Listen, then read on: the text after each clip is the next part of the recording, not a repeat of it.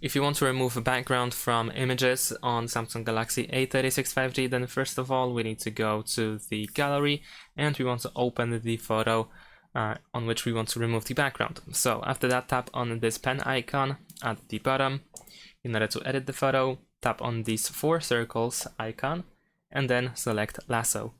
Now over here we have different options that we can choose. I'm gonna stick with Snap to Shape. So we can tap or draw around anything that we want to keep in the picture. So I'm just gonna draw this around this car over here.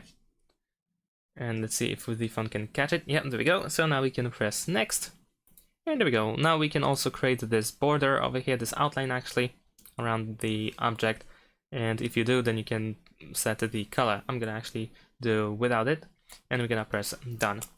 Now we can save our object, our photo without the background by pressing either save over here in the top right corner or by tapping on these 3 dots, and then we can save copy so that we still keep the original photo that we had. And that is all. Thanks for watching, leave a like and subscribe to my channel and see you in my next videos. Bye!